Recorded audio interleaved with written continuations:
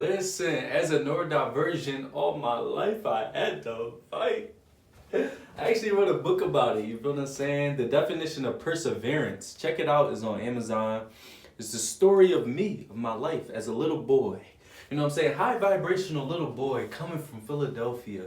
You feel what I'm saying? Everywhere I went, I had problems. I had problems in elementary school. I had problems in my own family system. You feel what I'm saying? Coming from a narcissistic family system.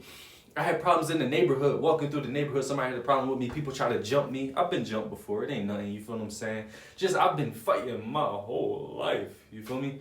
But I made that video about being.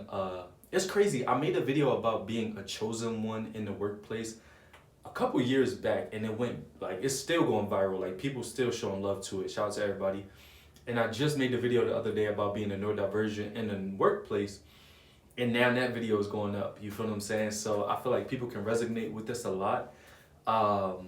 And I think it's dope now that we're finding words for the things that we experience, whether it's being a chosen one, a truth teller, a black sheep of the family, a narcissistic family scapegoat, being a neurodivergent, maybe you're autistic, maybe you got PTSD, maybe it is, maybe that, maybe this, maybe that. I think it's just dope that we all are figuring things out and becoming self-aware and learning that it's things that are within you and it's not without. Because think about it, like, dog, I knew I was different, hence my name, Josh Different. I knew I was different.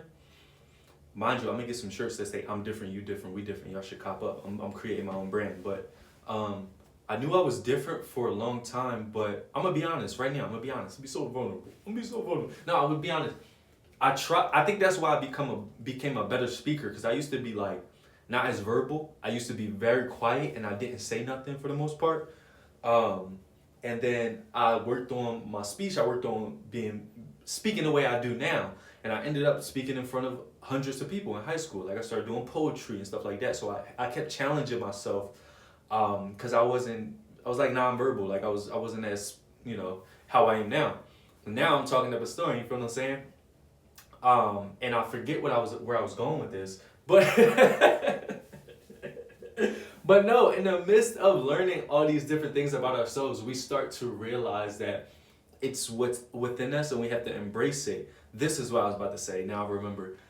I went on this long journey of personal development and really trying to make myself seem normal so I wouldn't walk through the neighborhood and have to, you feel what I'm saying?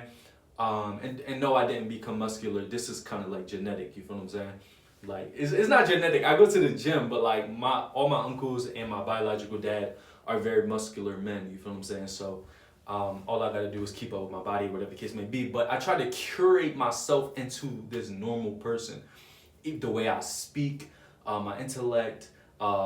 Just try to find different ways to be like, okay, for some reason I stand out so much. I didn't want to fit in per se. I just wanted them to leave me alone. I just didn't want to fight. Like I talk about that in the beginning of my book. Like I'm gonna read the first couple lines. I said, elementary is an amazing place for young children to learn and grow, as well as socialize with other kids. For me, I did all those things with a lot of sauce on top. As a child, I was very friendly but had a bad temper. And then I go into talking about how going into school, I didn't expect violence, blah, blah, blah. And I go into talking about how it was like a war zone, like no cap. So it was a war zone in school, I'm fighting. And then I would go home and I would get in trouble for stuff that other people did to me. And I'd get my A whooped and, a bunch of crazy stuff. So it was like I was a target in school, I was a target at home. Then I would go out into the neighborhood and stay with my family. Then I'd sometimes be a target out there. Don't get it twisted. I created a friend group that were not targeting me, and they were solid, and they showed me love. You feel what I'm saying? They were dope. You feel what I'm saying? So shout out to them during that time. Shout out to them for real.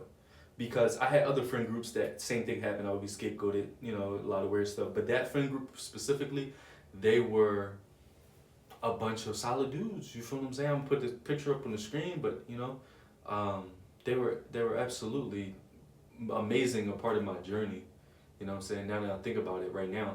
But yeah, so I try to become, different or normal. And now at this point, like in my life, I embrace it and I just say it is what it is. And if somebody don't like me, they don't like me. They don't want to talk about me. If I have issues at my job, I just try to walk with God. I align with my Bible scriptures. But I just become the best version of me based off of who I am internally. I don't try to become nothing outside of what I am for people to leave me alone. If people gonna have problems with you regardless, you feel what I'm saying? So comment below if you can relate in regards to feeling so different from everybody else or being neurodivergent. Maybe you're autistic, maybe you got PTSD, maybe you just got a lot of childhood trauma, whatever the case may be. You know, everybody's situation is different, but a lot of us align with the neurodivergent label. You feel me?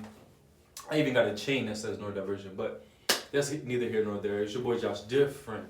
I'm different. You different. We different. God dang.